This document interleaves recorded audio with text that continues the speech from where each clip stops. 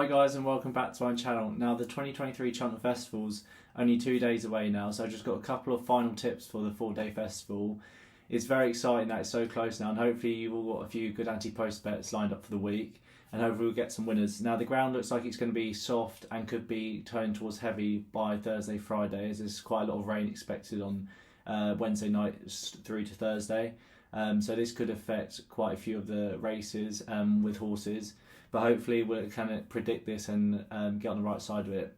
So I've just got 6 horses for you just as a final few selections for the week. Now we'll have tips for all 28 races for all my members across the 4 days. So if you want to get a tip for every race, including all the handicaps, and make sure to sign up on my website. It's only £20 a month. I was plus 127 points last year, so been very profitable over the last couple of seasons. So hopefully you'll want to give it a go and let me know if you've got any questions about how the membership works. But to start things off, in the Arkle, I think Dysart Dynamo around 9-2 is a good each way bet for the race. Now, although he got beat quite convincingly by Fabio last time, I think the Arkle will suit him a lot better. The track is quite more of a sharp turning track, so I do think Cheltenham will suit him, and the furlong shorter in distance should help as well. I think his jumping is very, very good compared to El Fabiolo, who I think will put in a few mistakes. I'm just not sure that the track will suit El Fabiolo as much with Dysart Dynamo. I do think John Bon and El Fabiolo could give themselves too much to do turning in with Dysart Dynamo in front, who if Danny Mullins can nick it turning in, I do think it'll be hard to head back, and I think at 9-2 looks a very solid each way selection, as I think it is between the first 3 and nothing else will come into the race. And I can't see how you can really go wrong with Dysart Dynamo at 9-2. Now, it's just been confirmed today that Marie's Rock's going for the Mare's Hurdle, which is, I think, is an excellent decision. She was my selection a few months ago, but then all talk with stays was a bit annoying. But I do think it's a very good decision by Nicky Henderson to send her to the Mare's Hurdle. I think she's the mare that's improving in the race, whereas Honeysuckle and Epatante are both 9 now, and I don't think they're as good as what they were, although I do think Epatante will beat Honeysuckle in the race. But I do think Marie's Rock is the mare to be on. I do think she's a very good selection. She won on New Year's Day at Cheltenham very well, and just think she's been mapped out for the race. And this has been the plan all along. And I do think, even though it's been a slight talk with stays, I do think this is a sensible option to go for. And I do think Marie's Rock at around 3-1 is definitely a bet for the race. Now, my favourite bet for the whole week is looking like it'll be Edwardstone now in the Champion Chase. Now he's around 6-4, 13-8. And Gentle Demi is now out of the race. He had an infection, it was reported today. I do think he was the main worry, I thought, to Edwardstone in the race, so that makes it a lot easier for Edwardstone, I think. Enoghamina cannot have him. I don't think he's improving at all anymore. I do think the softer ground will help Enoghamina, but I just think Edwardstone, that shouldn't be a hindrance to him either. I do think Edwardstone should be a clear favourite, and I think he is now just about. So I do think Edwardstone is turned to be one of my favourite bets the whole week, as I can't really see him getting beat. The trend of Arkle winners following up with the Champion Chase the following year is very positive as well.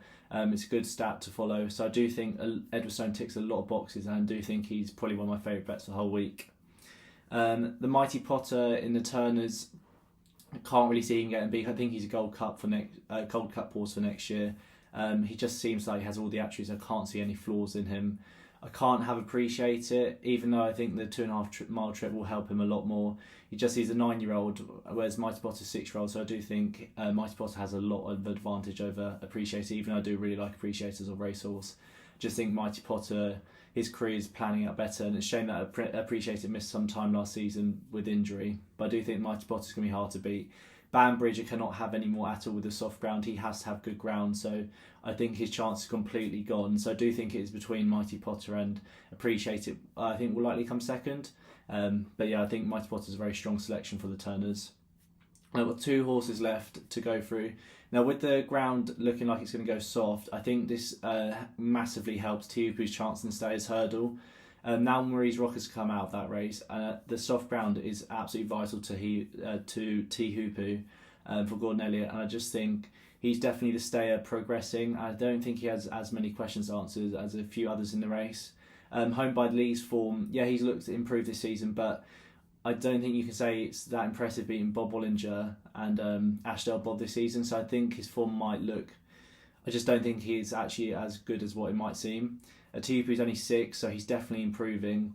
I just think with the soft ground is going to be a massive key to him, and I do think he's got a lot of potential at this 3 mile trip. He's around 3-1, I think you can get, and I do think he will go favourite on the day if the ground turns to soft heavy. So yeah, I think he's a good bet for the stayers looking at the ground now. And the final selection is 3-card Bragg in the Albert Bartley. He's around 5-1 currently, second favourite. Now it seems like this being the plan to go to this race now over the Martin Pipe. I think it shows that they have a lot of faith in the horse. The soft ground will also help his chances. So Gordon Elliott looking like he could have a good week with the ground turning soft. I think 3-card Bragg has a lot of class. He has quite a class angle in the race. He has a lot of good form over shorter and ideal trips this season. I just think he looks a really progressive novice hurdler, and I do think he has all the attributes to win an Albert Bartley.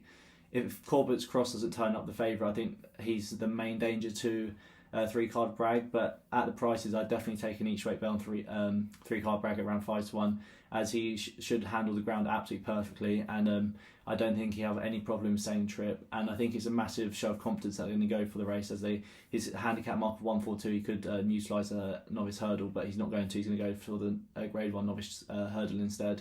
So I think 3-card Bragg around 5-1 is a good option for the Albert Bartley.